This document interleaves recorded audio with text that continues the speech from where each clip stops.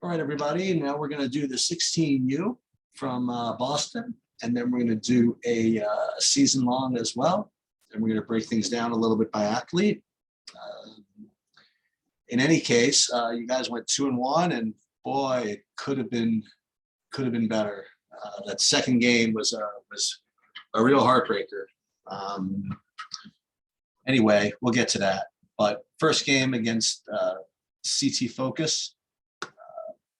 Effective field goal percentage, 52%. We like that.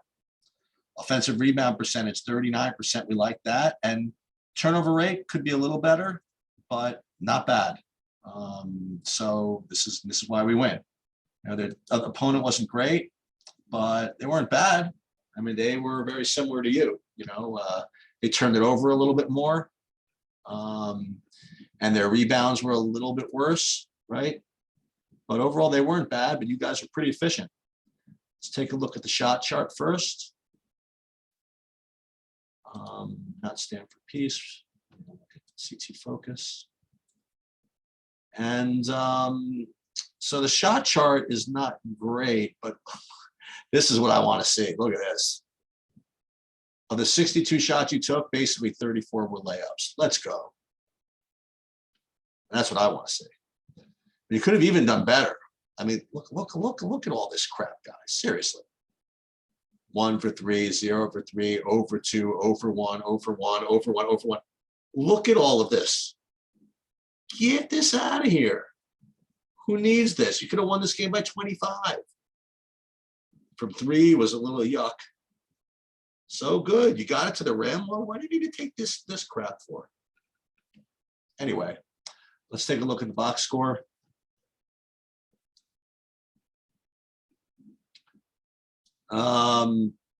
Brandon. Oh my God, what is this? I don't like this. 1 for 9 from 3. Brandon, 3 for 16 total. Not your best. Hey, there you go, Mike. Good game. 5 for 9. Only 1 for 4 from 3. But Josh, you were the man inside. He was the man inside. 7 for 8. Mostly dunks, I guess. That's what this team has to do. I mean, you just got to get him the ball. That's the bottom line here. Talk about all the other stuff about this team, but this is what he's got to have the ball. And look, I know this is about development. Everybody else got to do whatever, but the more times he touches the ball, the more likely you are going to win. That's it. Nolan only 5 points. 2 for 8. 1 for 5 and 3. I'd like to say you're lucky you won, but you know what? You're going to get all this stuff around the rim, all these layups. I mean, that's going to be good. So I guess shout out to Mike and to Josh for really doing well. Oh, come on, Connor. 0 for 3. You got to do better than that. All right, so that's this game. I guess we got to deal with this. Let's look at the CM3 game where you lost 53-55. We're going to talk about how that game ended a little bit later, but let's look at the stats. So 44% effective field goal percentage. Well, you guys got to do a little bit better than that. Am I too greedy asking for 50% effective field goal percentage from you? I don't think so. I mean, 16s, I mean, you really are close enough where you should be doing this. Well, turnover rate, not bad, 20%. Offensive rebound percentage, that's what kept you in this one. Oh my God, 55% offensive rebound percentage. That's the way to use that size, guys. That's excellent. And the other team only had 13% offensive rebound percentage. You got 87% of the rebounds that were available to you. That's really strong. That's how you fight this, you know, because the other team was much more efficient than you. They were 56% effective field goal percentage, but because you guys really dominated the glass, that's what even kept this game close, much less had you guys in the lead. Take a look at the shot chart here against CM3. I don't know, guys. 3 for 11 from inside here. Oh, not to mention from 3, yikes. Once again, gonna have to get this thing to the rim. That's the best I can describe this. More either post looks or more drives, and just to make sure you try to draw fouls and stuff. I mean, Chris, I spoke to you about this on the phone. I mean, yeah, you're going to continue to develop them and hope they can get better from three, but whatever crap you can run to get layups is good, which is why, again, I think we should create some havoc in these games. You know, lots of pressing, lots of aggravation for the other team, and get some steals and layups. That's continues to be my recommendation for this team if they want to beat teams that are going to shoot 56%. You know what I mean? Because they're going to teams that do that from time to time.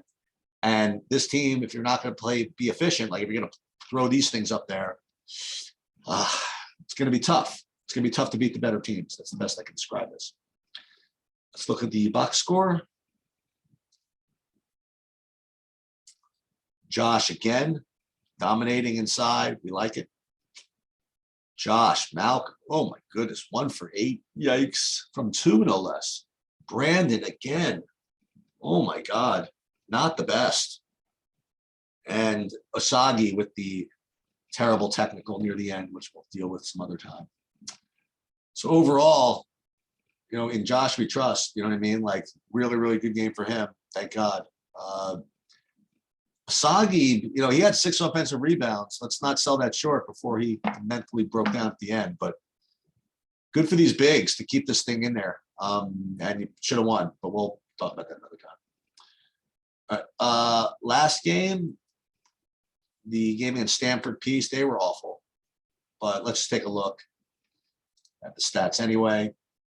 I would imagine, let's see, hold on. Not scout a different team. We want to versus Stanford Peace. Even against them, you're only 42% effective field goal percentage. You didn't turn the ball over at least 10% of the time, 35% offensive rebounds. What were they? Oh my God, 34%. Oh, they're awful. So you got lucky there that you played somebody really bad because not very efficient at all offensively. Okay, you know all this, but I just want to continue to do this. Shot chart versus Stanford Peace. I don't mind the shot selection. 4 for 12 from here, though. I don't know. I don't know what to tell you. Got to make these. Yeah, thanks, Eric. Appreciate that. Let's look at the box score. Brandon, what? No, this isn't the same game. It's got to be the same game as before, right? No, it's oh my God. Brandon Arnold, I want to burn this. Josh again, 7 for 8. Big weekend for him, really. So you played a crappy team, you got it done. I guess that's okay. Let's look at the season. Let's start with the stats for the season. All season stats. 45%, it's got to be a little bit higher than that. Turnover rate's okay. Offensive rebound rate's okay. Just got to get better looks. Speaking of which, shot chart for the whole season.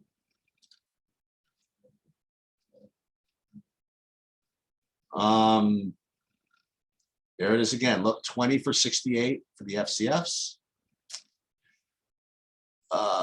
These other mid-rangers, no good. The less of these you take, the better. Let's see how it breaks down percentage-wise. They shoot 36% from there, which is the same as everybody else does. You think 17 shoot any better? Nope. The only difference is that they shoot, you have 95 attempts from here, which is a little more than I want. And the floater is definitely more than I want. But unfortunately, these guys don't really have a reliable three-point shooter unless you want to give Mike more minutes, which is possible. That you might have to do that. Not that it's bad. I mean, he's a good player. Maybe you need to do that. That's something to consider. I don't know. I don't know in place of whom though. It's a rough spot. Anyway, that's why you're the coach. I just report the numbers. But I would definitely, as I said last week, just press, ramp up the havoc, Again, this is not for development. This is just recommendations for how to win more games. Like right now, I would ramp up the stress, ramp up the havoc, and create an environment like that, because these half-court games against efficient teams, you're just never winning. Let's look at the individuals for the season. See if, God forbid, anybody's shooting anything reliable. Probably not. Let's see. Let's first look at effective field goal percentage. Anybody over 50? Yeah, a couple of guys that don't play that much. Josh, obviously doing well. Mike, maybe Mike's the answer somehow. From three, who's shooting over 33% that actually gets reps? Well, Josh right now is shooting 40% from three. That's the best I can do. You tell me you can't shoot. It looks good to me. And Mike 34%, which is fine. Then everybody else is a disaster. Farvins, no. Leo, and then shoot. Brandon, 26%. These guys that shoot the most are 26% and 19%. No good. So as I said, need a lot of havoc, need a lot more layups. Otherwise, you're going to win, but you're not going to win. You're not going to win tournaments against those types of teams. And I don't think you're going to develop that well just without I don't know, without increasing these kids' efficiency somewhere. Anyway, that's it for this week. I'm sorry if this repeated some of the stuff from the other video, but that'll do it. Next for 16 is probably in 2 weeks.